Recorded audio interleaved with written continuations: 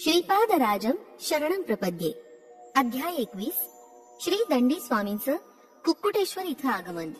साधकांची स्थानशुद्धी, भावशुद्धी आवश्यक. मी महागुरूंच्या आज्ञेप्रमाणे गुरुचरण सोबत मांचाल ग्राम दर्शनासाठी निघालो. जात असताना मार्गामध्ये मला श्रीपाद प्रभूंच्या लीला वारंवार आठवत होत्या. अध्यात्माबद्दलचे अनेक विषय मी श्री गुरुचरणांकडून समजावून घेत होतो. श्री गुरुचरणांना मी म्हणालो, विश्वधानींचा अंश असलेली व्यक्ती माझ्या संस्थानात पुजारी म्हणून आली आहे असं श्रीपाद प्रभू म्हणाले. ही व्यक्ती महत् भाग्यवान आहे. ती आहे तरी कोण? ती कोणत्या वेळी येईल? यावर श्री गुरुचरण मला म्हणाले, अहो शंकर भट्टा, अनेक शताब्दीनंतर त्यांच्या जन्मस्थानी महासंस्थान होणार आहे असं श्रीपाद प्रभू म्हणाले होते. त्या महासंस्थानात कोणी एक महातपस्वी येणार असल्याचा प्रभूंचा संकल्प होता.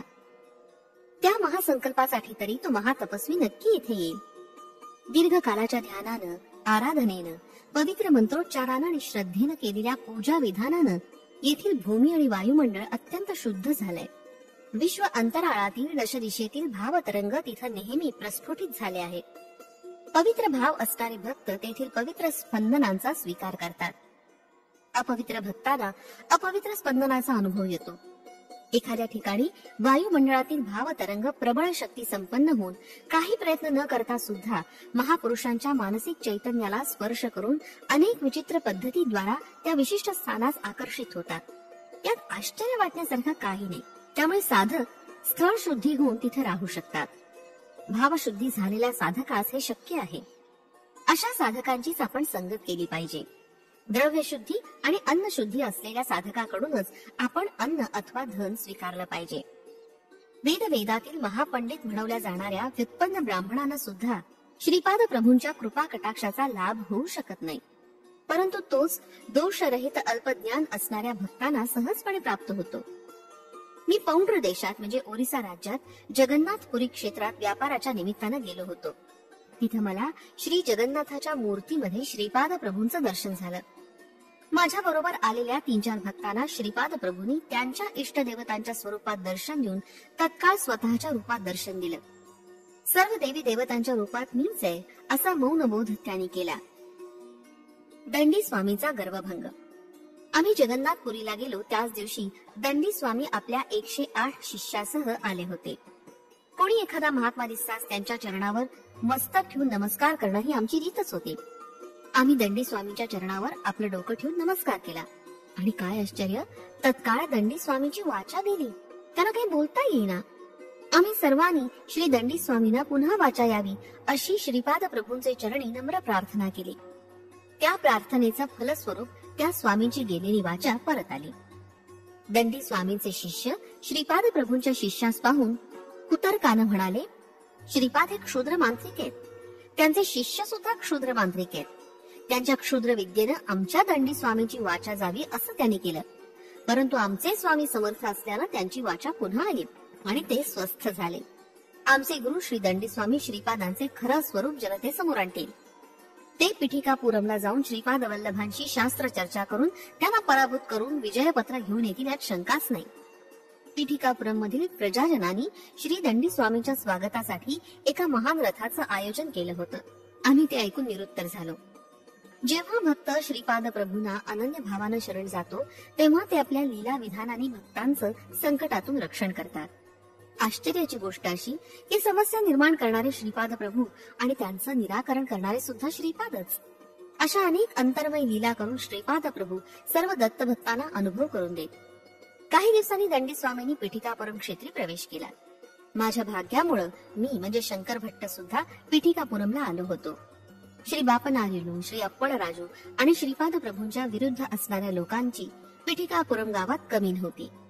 श्री दंडी स्वामींनी कुक्कुटेश्वराच्या मंदिरात जाऊन सर्व देवदेवतांचं दर्शन घेतलं. स्वयंभू दत्तात्रेयाचं सुद्धा दर्शन घेऊन ते म्हणाले, इथं असलेल्या स्वयंभू दत्तात्रेयांचा महिमा अपरंपार आहे. असं सांगून ते पुढे म्हणाले की त्यांचा अवतार श्रीपाद प्रभूंचा गर्व दूर करण्यासाठी आहे. त्या दिवसापासून त्यांनी आपल्या संकल्प शक्तीनं कुंकुम विभूती यासारखे पदार्थ निर्माण करून आपल्या भक्तांना देण्यास सुरुवात केली. पिठिकापुरम मधील ब्राह्मणाने वेद मंत्राच्या गजरात दंडी स्वामींचं स्वागत करून त्यांना कुक्कुटेश्वराच्या मंदिरात नेलं. गावात दंडी स्वामी आल्याची दवंडी पिटवली. स्वतः दत्त अवतार असलेल्या श्रीपाद प्रभूंनी दंडी स्वामींची तपस्या जाणून त्यांना साष्टांग नमस्कार घातला. श्री बापनाचार्युलोनी दंडी स्वामींचं दर्शन घेऊन त्यांची शरणागती पत्करली. श्री अप्पळ राजू शर्मा यांनी श्री दंडी स्वामींचं दर्शन घेऊन परंपरेनुसार पूजा अर्चा होत असलेली एक काळ्या पाषाणाची मूर्ती त्यांना अर्पण केली. व्यंकटप्पा श्रेष्ठी यांच्या अध्यक्षतेखाली आर्य वैश्य समितीचं संमेलन झालं. या संमेलनात एक ठराव सर्व मते पास झाला की कोणत्याही परिस्थितीत श्री दंडी स्वामींच्या अकृत्यांना श्रीपाद प्रभू, अप्पळ राजू शर्मा आणि बापनाचार्युलो सहकार्य देणार नाहीत. नरसिंह वर्मा यांच्या अध्यक्षतेखाली झालेल्या क्षत्रिय सभेत हाच प्रस्ताव अनुमोदित झाला. श्रीपाद प्रभू आपल्या अजोळच्या घरातील अंगणात असलेल्या औदुंबराच्या झाडाखाली विश्रांती घेत होते. दिव्य कांतीच्या कळा पसरवणाऱ्या श्रीपाद प्रभूंकडे पाहून श्रेष्ठीनं गहिवरून आलं आणि त्यांच्या नेत्रातून काही अश्रुबिंदू ओघळले. बापनाचार्युलो, श्री अप्पळ राजू शर्मा आणि श्रेष्ठी हे तिघ श्रीपादांच्या मुखारविंदाचं अवलोकन करीत त्यांच्या अगदी जवळ बसले. श्रीकृष्णासारख्या दिसणाऱ्या श्रीपाद प्रभूंना भूक लागली होती. त्यांची आजी राजमंबानं श्रीपाद प्रभूंना खाण्यासाठी एका चांदीच्या भांड्यात दही भात आणला. श्रीपाद प्रभूंनी तो मोठ्या आवडीनं खाल्ला. तो भात खाल्ल्यावर श्रीपाद आपल्या आजोबांना वेदघोष करा असं म्हणाले. बापनाचार्युलोनी वेदघोष करण्यास सुरुवात केली. त्यांच्याबरोबर श्री अप्पळ राजू शर्मा व स्वतः श्रीपाद प्रभू सुद्धा वेदघोष करत होते. नरसिंह वर्मा आणि श्रेष्ठी या दोघांनी सुद्धा अत्यंत आनंदानं सुश्राव्य सुरात वेद पठणास प्रारंभ केला. तेथील वातावरण या वेदघोषामुळे ऋषी आश्रमाप्रमाणे पवित्र झालं होतं. याच वेळी कुक्कुटेश्वराच्या देवळात एक आश्चर्य घडलं. स्वयंभू दत्तात्रेयाच्या तोंडाजवळ दही भाताची शीत दिसू लागली. पुजाऱ्यानं ती 2-3 वेळा पुसली तरी पुन्हा पुन्हा ती तिथं येत होती. अशा प्रकारे ही श्रीपाद प्रभूंची अद्भुत लीला होती. दंडी स्वामी आपल्या शिष्यांबरोबर वेदघोष करत पीठिकापुरमहून बाहेर जाण्यास निघाले. ते सर्वजण एकामागून एक पावलं टाकत चालले होते. त्यांना तेथील जमीन वाढत असल्यासारखी वाटत होती. कितीतरी वेळ चालत होते, परंतु ज्या ठिकाणाहून निघाले तिथंच होते. याप्रमाणे विचित्र क्रियेत बराच वेळ गेला. सर्वांना हे पाहून मोठं आश्चर्य वाटलं. तेवढ्यात दंडी स्वामींच्या हातातील दंड तुटून त्याचे 2 तुकडे झाले. दंडी स्वामींना मात्र आपल्या शरीराचेच 2 तुकडे झाल्यासारखं वाटलं. पीठिकापुरम मध्ये ब्राह्मणांना ही घटना भयप्रद वाटली. श्री दंडी स्वामींना आतापर्यंतच्या अनुभवावरून कळून चुकलं होतं की श्रीपाद श्रीवल्लभ आपल्यापेक्षा काही पट अधिक शक्ती संपन्न आहेत. त्यांचा विरोध केल्यास अनर्थ घडून येईल अशी त्यांची खात्री पटली. अशा परिस्थितीत आपल्या गावी कसं जावं याची त्यांना चिंता लागून राहिली. मोहनाश म्हणजेच मोक्ष. पीठिकापुरम मध्ये अब्बन्ना नावाचा एक गृहस्थ राहत होता. तो सर्प पकडून त्यांचा खेळ करून आपली उपजीविका चालवत असे. एकदा तो बापनाचार्युलोंच्या घरी आला. श्रीपादांनी त्यावेळी वेदघोष थोडा वेळ थांबवण्यास सांगितलं. अब्बन्नाला पोटभर जेवण दिलं. नंतर त्यास बोलावून म्हणाले, इथून एक भांड पाणी घेऊन श्री कुक्कुटेश्वराच्या मंदिरात जा. दत्तप्रभूंचा एक अवतार त्यांच्या कर्णचरणद्वयांबरोबर संचार करीत असताना अकारण ज्यांनी त्यांची निंदा केली असे महापापी लोक कुक्कुटेश्वर मंदिरात आहेत. त्यांना मृत्यूनंतर पिशाच योनी प्राप्त होईल असं चित्रगुप्तानं भाकीत करून ठेवलंय. मी चित्रगुप्ताबरोबर संवाद करून त्यांच्या पापांचा परिहार कसा करावा याचा उपाय शोधून काढलाय. भूमातेनं सुद्धा तसा आग्रह केला आहे. तू तिथे जाऊन भूमातेस शांत राहण्याचा माझा निरोप सांग. श्रीपादांच्या दर्शनास उत्सुक असणाऱ्या भक्तांना तुझी संमती घ्यावी लागेल. त्यांच्यावर तू या जलानं प्रोक्षण कर. माझ्या पूर्व आदेशाप्रमाणे तू मादिगा सुब्बय्याच्या घरी जाऊन दही भाताचा महाप्रसाद सर्वांना दे. अब्बय्या सुब्बय्या वगैरे तिकडेच गेले आहेत. ते सर्वांना बापनाचार्युलोंच्या घरी घेऊन येतील. श्री प्रभू उग्र स्वरूपात पुढे म्हणाले, अहो दंडी स्वामी, एक महान तपस्वी असून किती गर्व केलात. तुम्ही ज्यांची दत्त स्वरूपात आराधना करता तेच श्रीपाद श्रीवल्लभ रूप घेऊन भक्तांसाठी अवतरित झाले. त्यांना न ओळखणारे तुम्ही महामूर्ख आहात. तुमचे शिष्यगण सुद्धा तुमच्याप्रमाणेच मूर्ख आहेत. पीठापुरमचे तुमचे नवीन शिष्य अज्ञानी आहेत. तुम्ही आम्हाला काय करू शकता. समस्त सृष्टीचे शासन करणाऱ्या एकमेव सत्ते समक्ष तुमचं अस्तित्व ते काय, तुमचं सामर्थ्य ते किती. दैव दूषणासारखे महापाप केल्यामुळं तुम्हाला अनेक शतवर्ष पिशाच योनीत राहावं लागणार असा चित्रगुप्तानं निर्णय घेतलाय. अव्याज करुणेनं मी तो निर्णय रद्द करत आहे. मानव जन्म मिळाल्यावर तुम्ही सर्वजण नीच जातीत आपलं आयुष्य घालवणार आहात असा आदेश दिला आहे. तुमच्या पापांचा परिहार मी अत्यंत थोड्या शिक्षेतून करत आहे. श्रीपाद श्रीवल्लभ स्वरूप महाअग्नी समान आहे. अग्नीशी खेळल्यास महाप्रमाद संभवेल. माझ्या मायेस किंवा मलाच अभिन्न स्वरूपात जाणलं असता मोक्ष म्हणजे काय असा विचार तुम्ही करता. खर तर मोहाचा क्षय म्हणजेच मोक्ष होय. कोणताही जीव जो सच्चिदानंद स्वरूपाचा आनंद अनुभवतो त्याची योग्यता पाहून मीच अनुग्रहित करतो. दिव्यानंद परवश्य अशा माझ्या पूर्व स्वरूपी आणि अतीत सुख स्वरूपात राहण्याची इच्छा करणाऱ्या जीवास मी तत्काळ ती स्थिती प्राप्त करून देतो. माझ्या दृष्टीनं निर्गुण, निराकार, सगुण, साकार, मोक्ष आणि बंधन असा भेदच नाही. प्रत्येक क्षणी असंख्य अशा नूतन लोकांची सृष्टी, स्थिती आणि लय यात मी व्यस्त असतो. जीवांच्या उन्नत स्थिती किंवा उन्नत आनंद भूमिकेसाठी काही परिमिती किंवा सीमा नाही. मरणानंतर माझ्या स्वरूपात लीन होऊ इच्छिणाऱ्या साधकांनी माझ्या ठिकाणी अवश्य यावं. त्यांनी किती शतवर्ष त्या स्थितीत राहावं, कोणत्या लोकात त्यांनी पुन्हा जन्म घ्यावा, हे सर्व मी माझ्या संकल्पाप्रमाणे ठरवेन. संपूर्ण विश्वाचा नाटक सूत्रधार असलेला मी सध्या साकार रूपात तुमच्या समक्ष आहे. तुम्ही मला सध्या साकार रूपात पाहत आहात. हा आकार नसलेल्या निर्गुण निराकार अवस्थेत असताना सुद्धा मी सर्वदा तुमच्याकडे पाहत राहीन हे सांगण्यासाठी मी साकार रूप घेतलं आहे. त्या महाउन्नत स्थितीतून मी तुमच्यासाठी खाली उतरून आलो आहे. महायोग्याच्या योग शक्ती लोककल्याणार्थ, लोकरक्षणार्थ उपयोगात आणायच्या असतात. लोक म्हणजे केवळ हा भूलोक नाही. आपल्यापेक्षा कमी म्हणजे नीच अवस्थेत असलेल्या, निस्सहाय्य स्थितीत असलेल्या जीवांना सहाय्य करणं, मदत करणं हा मानवी धर्म आहे. मी धर्ममार्ग, कर्ममार्ग, योगमार्ग, भक्तिमार्ग आणि ज्ञानमार्ग यांचा बोध करण्यासाठी अवतरित झालो. मी सर्व धर्माचं मूळ असलेलं एकैक सत्य, सर्व धर्माचं मूळ असलेला एकैक धर्म आणि सर्व कारणांचं कारण असलेलं एकैक कारण आहे.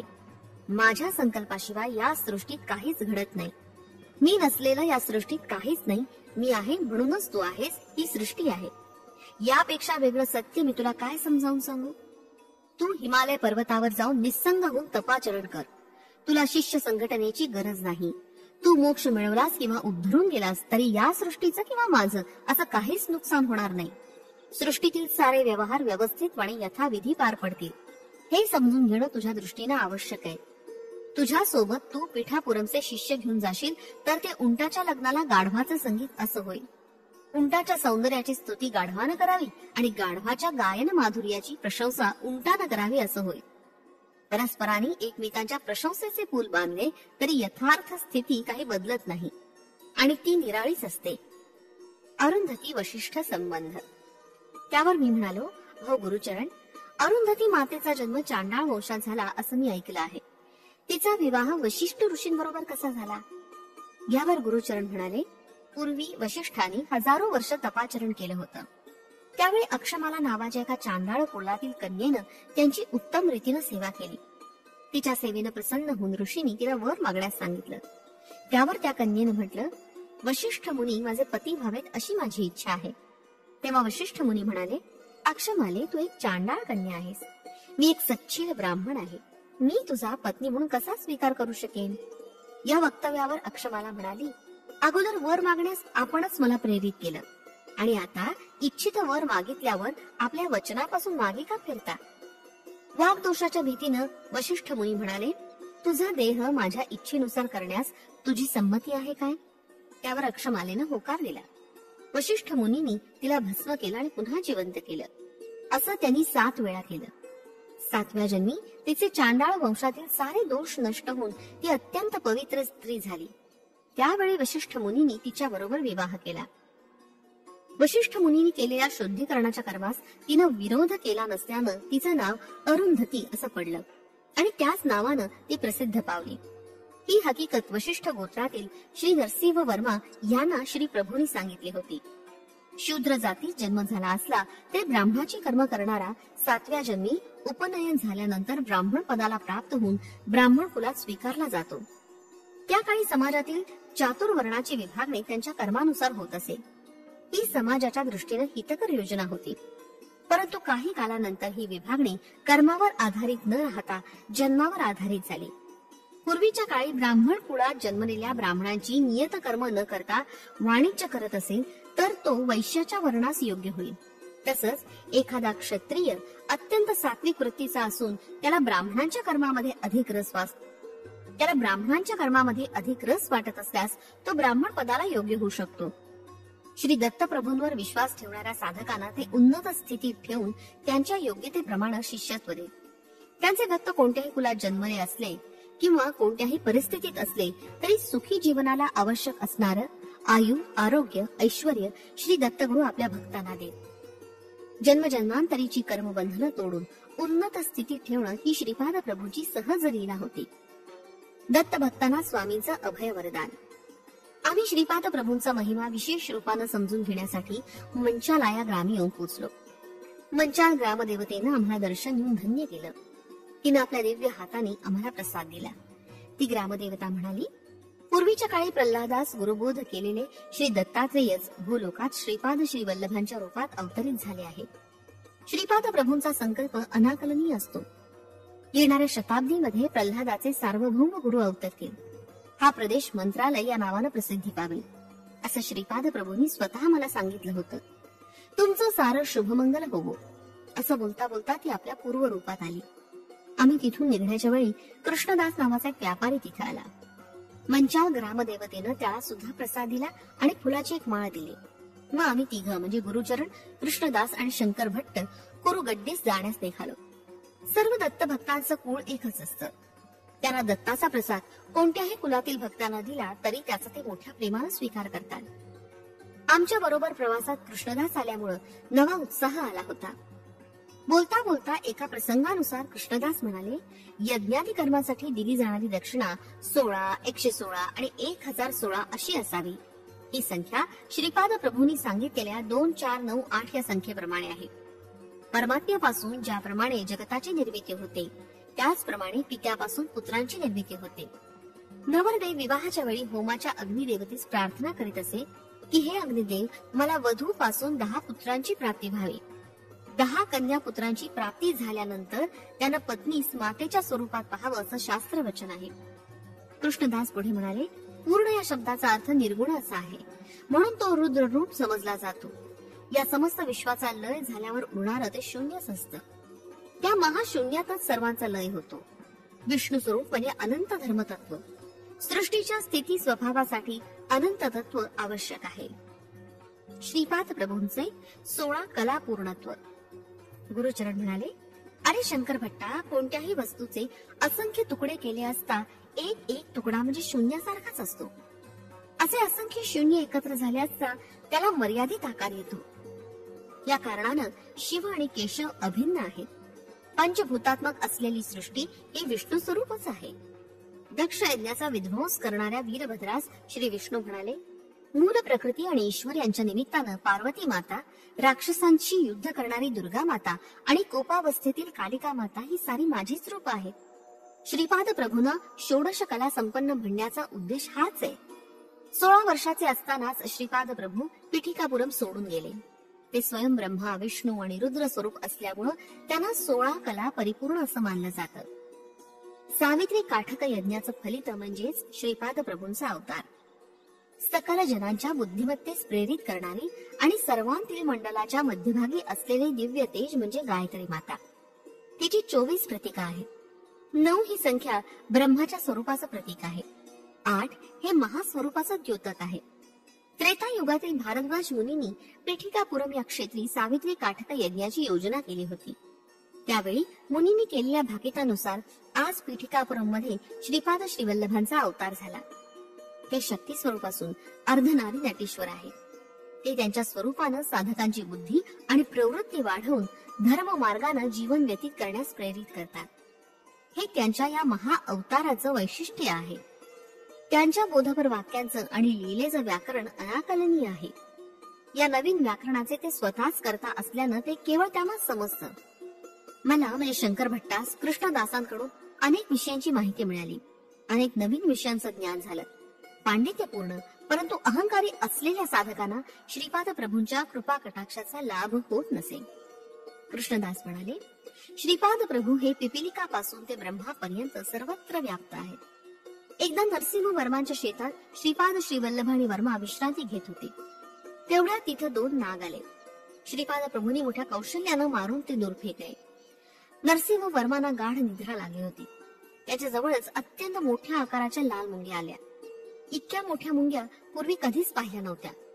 त्या चावून वर्माची झोपमोड होऊ नये म्हणून श्रीपाद प्रभूंनी त्या सर्व मुंग्यांना मारलं. मेलेल्या मुंग्यांचा एक लहानसा ढीग समोर होता. थोड्याच वेळाने नरसिंह वर्मांना जाग आली. त्या मेलेल्या मुंग्यांना पाहून त्यांना त्यांची दया आली.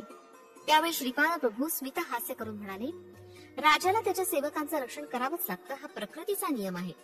या अद्भुत मुंग्या निर्माण करणारा एक अद्भुत जादूगार आहे. तेवढ्यात एक पांढऱ्या रंगाची आकाराने इतर मुंग्यांपेक्षा मोठी आणि कांतिमान मुंगी तिथं आली. ती त्या मुंग्यांची राणी मुंगी होती. तिनं मेलेल्या मुंग्यांभोवती एक प्रदक्षिणा घातली आणि काय आश्चर्य की साऱ्या मेलेल्या मुंग्या पुन्हा जिवंत झाल्या आणि निघून गेल्या. श्रीपाद प्रभू मंद हास्य करून म्हणाले, या मुंग्यांच्या राणीला संजीवनी शक्ती प्राप्त असल्यानं तिने सर्व मुंग्यांचं रक्षण केलं. अशा प्रकारच्या अनेक विस्मयकारक गोष्टी या सृष्टीत आहेत. ते वर्मास पुढे म्हणाले, तुमची इच्छा असेल तर प्रतिक्षणी मी तुला अनेक लीला दाखवू शकेन. तितक्यात नरसिंह वर्मांचं लक्ष मरून पडलेल्या 2 नागांकडे गेलं. त्यांना पाहून ते चकित झाले. ही सुद्धा श्रीपाद प्रभूंचीच लीला असल्याचं त्यांनी जाणलं. श्रीपाद प्रभूंनी एका नागास कुरवाळलं आणि दुसऱ्याला आपला दिव्य पाय लावला. ते दोन्ही नाग जिवंत होऊन श्रीपाद प्रभूंना एक प्रदक्षिणा घालून निघून गेले. हे नाग कशासाठी आले? श्रीपाद प्रभूंनी त्यांना असं का केलं? त्याबद्दल त्यांना विचारलं तेव्हा ते म्हणाले, राहू ग्रहाचं बळ नसल्यामुळे जीवांना अनेक संकटांना तोंड द्यावं लागतं आणि त्यांच्या बंधनात असल्याचा अनुभव येतो. यालाच काही लोक कालसर्प योग म्हणतात. राहू हा सर्व देवतांची आदी देवता आहे. अशा प्रकारे येणाऱ्या संकटाचं निर्मूलन कसं करावं ते कोणीही जाणत नाही. परंतु मी त्या सर्वांचे दोष दूर करून त्यांना सुख संतोष मिळेल अशी योजना करतो. आम्ही कुरुगड्डीला क्षेमपूर्वक येऊन पोचलो. श्रीपाद प्रभूंचे मंगल दर्शन घेतले. त्यांनी आम्हाला हसत मुखाने आशीर्वाद दिले. श्रीपाद श्रीवल्लभांचा जय जयकार असो. फलश्रुती आध्यात्मिक लाभ पुण्यवृद्धी.